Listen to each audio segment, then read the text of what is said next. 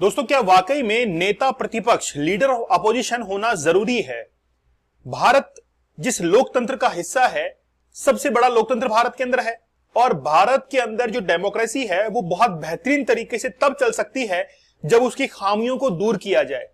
और उसकी खामियों को दूर करने के लिए ही नेता प्रतिपक्ष का होना जरूरी है, लीडर ऑफ अपोजिशन का होना जरूरी है।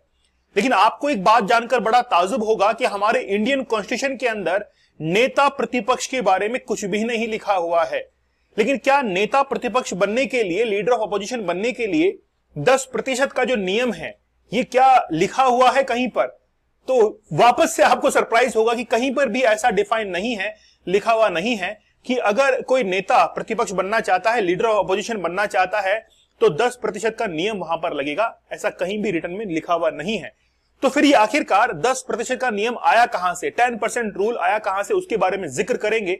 सुषमा स्वराज की उस स्पीच के बारे में भी हम लोग जिक्र करेंगे जिसमें उन्होंने ये कह दिया था कि जिस भी पार्टी को 10% से कम वोट हासिल हो उसको कभी भी नेता प्रतिपक्ष नहीं बनाना चाहिए। लेकिन अधीर रंजन चौधरी, जो कि नेता प्रतिपक्ष नहीं थे, लेकिन फिर भी जब वो लोकसभा के अंदर बोला करते थे तो उनके नाम के आगे कभी भी नेता प्रतिपक्ष नहीं लगा, क्योंकि 2014 के बाद में ये पद खाली रहा है।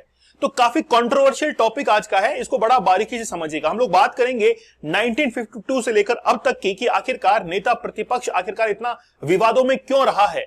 क्या वाकई में इस बार राहुल गांधी जो है वो नेता प्रतिपक्ष, लीडर ऑफ अपोजिशन बनने जा रहे हैं? इससे इनको फायदा क्या होगा, क्या नुकसान हो सकता है? क्या अगर ये लीडर ऑफ अपोजिशन बन जाते हैं तो अगर भविष्य के अंदर, फ्यूचर में प्रधानमंत्री बनने का सपना देखते हैं तो वो क्या सपना धूमिल हो सकता है? इसके बारे में हम लोग देखेंगे। तो चलिए आज बहुत गहराई से हम लोग जानते हैं नेता प्रतिपक्ष के बारे में। लेकिन उससे पहले आप लोग हमारे क्विट अल्कोहल एडिक्शन के कोर्स के साथ में जरूर जुड़िएगा।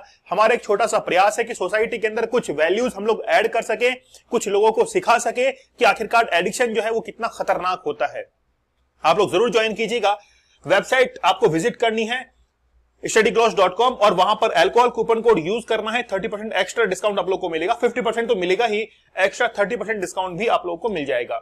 पोर्नोग्राफी जो कि आपकी कंसंट्रेशन, फोकस की धज्जियां उड़ा रही है, आपको स्टडीज नहीं करने दे रही है, वहां पर आपको असफलता मिल रही है, बिजनेस के अंदर असफलता मिल रही है, तो आपको इसको जल्द छोड़ना पड़ेगा और हमारा प्रयास उसको आप लोग जरूर सराहिएगा, अप्रिशिएट कीजिएगा। 75 टेक्निक्स हमने बताई हैं 75 डेज के हार्ड चैलेंज के अंदर, जो कि रिसर्च पेपर के ऊपर बेसिस है।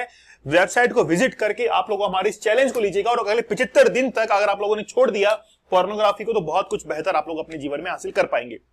चलिए, तो सबसे पहले हम लोग बात करते हैं कि आखिरकार ये जो स्टेटस आप लोग देख रहे हैं राहुल गांधी का, जहां पर 9 जून 2024 की डेट लिखी हुई है, अगर आप लोगों को यहां पर दिखाई नहीं दे रहा है तो 9 जून 2024 की डेट लिखी हुई है और लिख दिया गया है कि लीडर ऑफ अपोजिशन है। तो यहां पे लिखा हुआ है leader of the opposition of Lok Sabha और राहुल गांधी की ऑलरेडी जो है वो फोटो लगा दी गई है। लेकिन क्या इन्होंने इस पद को स्वीकार कर लिया है? देखिए, जो भी लीडर ऑफ अपोजिशन बनता है इनको 50,000 रुपए हर महीने जो है वो सैलरी दी जाती है। 45,000 रुपीज जो है वो इलेक्शन के लिए इनको भत्ते दिए जाते हैं, अलाउंसेस दिए जाते हैं और 2,000 प्रतिमाह सत्कार भत्ता, मतलब कोई वेलकम जो अलाउंसेस है वो मिलता है। मकान के लिए दिल्ली के अंदर हाई सोसाइटी के अंदर फर्निश्ड एक सरकारी बंगला मिलता है। देश के अंदर डोमेस्टिक कोई फ्लाइट से मुफ्त यात्रा कर सकते हैं और रेल यात्रा भी इनके लिए मुफ्त होती है। ट्रांसपोर्ट में आधिकारिक कार्यों के लिए एक सरकारी कार और ड्राइवर भी इनको मिलता है। स्टाफ के तौर पर देखें तो सेक्रेटेरिएट के अंदर ऑफिस मिलता है और जो भी आवश्यक इनको ऑफिस होता है, पीए वगैरह, वो भी इनको मिलते हैं। इलाज के लिए सरकारी अस्पताल में निःशुल्क इलाज करवा सकते हैं। सुरक्षा के नाम पर हाई सिक्योरिटी इनको मिलती है, Z+ सिक्योरिटी तक मिलती है। तो ये जो लीडर ऑफ अपोजिशन है इनको कैबिनेट मंत्री का दर्जा मिलता है और वो सारी सुविधाएं मिलती हैं जो कि कैबिनेट मंत्री को मिलती है। इसलिए ये पद जो है वो बहुत महत्वपूर्ण हो जाता है। लेकिन अगर लीडर ऑफ अपोजिशन बनना है तो यहां पर 3 कंडीशन जो है उसको सेटिस्फाई करना पड़ेगा।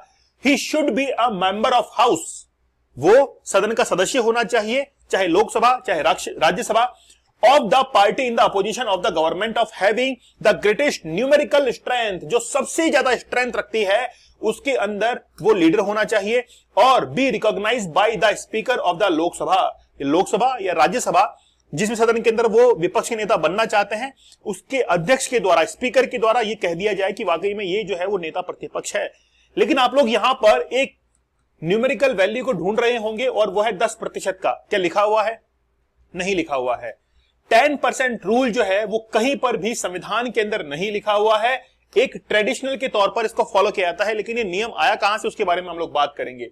सबसे पहले देखिए, राम सुभाग सिंह जो है वो सबसे पहले लीडर ऑफ अपोजिशन बने थे, कांग्रेस पार्टी से ये थे। इस समय प्राइम मिनिस्टर जो थी वो इंदिरा गांधी थी, इंडियन नेशनल कांग्रेस पार्टी जो वो है इससे ये थे, ठीक है। और इनका जो टेन्योर था वो 1 साल और 10 दिन का था।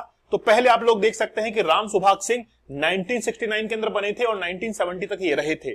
उसके बाद में ये सीट जो है वो वैकेंट रही थी, और ऐसी आज तक जो वैकेंट सीट है वो 8 हो चुकी हैं।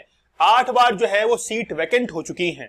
इसके बाद में फिर आप लोग देख सकते हैं कि बारी बारी से जो है वो यहां पर नेता प्रतिपक्ष जो है वो बन रहे हैं, लीडर ऑफ अपोजिशन बन रहे हैं। तो पहला नाम जो है वो आप लोग याद रखिएगा। चलिए बात करते हैं। लीडर ऑफ अपोजिशन के लिए एक नियम लागू होता है जिसको हम लोग कहते हैं leader of opposition parliament act 1977। उसके अंदर लिखा हुआ है कि अगर कोई भी लोकसभा या फिर राज्यसभा के अंदर नेता प्रतिपक्ष बनना चाहता है तो जो भी जीती हुई पार्टी है उसके बाद में सेकंड जो हाईएस्ट न्यूमेरिकल वैल्यू रखती है वही व्यक्ति जो है उसका लीडर जो है वो क्या बन सकता है, लीडर ऑफ अपोजिशन बन सकता है। लेकिन कहीं पर भी इस एक्ट के अंदर भी ये नहीं लिखा हुआ है कि 10% रूल जो है वो लागू होता है। लेकिन ये फिर आया कहां से? ये आता है 1952 के अंदर। 1952 के अंदर जीवी मावलंकर जो कि लोकसभा के पहले अध्यक्ष बने थे, उन्होंने इस नियम को लागू किया था कि जिस भी पार्टी के पास में 10% से ज्यादा सीटें होंगी वही लीडर ऑफ अपोजिशन होगा, अन्यथा किसी को भी लीडर ऑफ अपोजिशन जो है वो नहीं बनाया जाएगा। या तो 10% सीट हो या फिर 10% सीटें हो या फिर 55 जो है ये न्यूमेरिकल वैल्यू जो है उसके पास में होनी चाहिए। और ऐसा लगभग 8 बार जो है वो अब तक हो चुका है कि कोई भी लीडर ऑफ अपोजिशन नहीं बना है। सुषमा स्वराज की बात करें 2014 से पहले, जिस समय कांग्रेस की गवर्नमेंट थी, लीडर ऑफ अपोजिशन के तौर पर सुषमा स्वराज जो है वो काम कर रही थी। लेकिन यहां पर आप लोग देख सकते हैं लिखा हुआ है लीडर ऑफ अपोजिशन। तो लोकसभा के अंदर जब ये बोलती थी तो इनके नाम के आगे लीडर ऑफ अपोजिशन लिखा हुआ आता था। लेकिन वहीं पर अधीर रंजन चौधरी जो कि फाइनेंस कमेटी के भी अध्यक्ष थे, इनके नाम के आगे इनका जो निर्वाचन क्षेत्र है, इलेक्शन जो एरिया है, उसका नाम लिखा हुआ आता था। लेकिन कहीं पर भी लीडर ऑफ अपोजिशन नहीं लिखा हुआ था, क्योंकि 2014 से लेकर अब तक कोई भी लीडर ऑफ अपोजिशन नहीं रहा है। तो अधीर रंजन चौधरी के नाम के आगे कहीं पर भी नहीं लिखा रहता था, है ना। तो 8 अगस्त 2014 को सुप्रीम कोर्ट के अंदर यह मामला जो है वो पहुंच गया कि आखिरकार लीडर ऑफ अपोजिशन जो है वो होना चाहिए। मावलंकर के 10% नियम को रद्द करने से इनकार कर दिया गया था।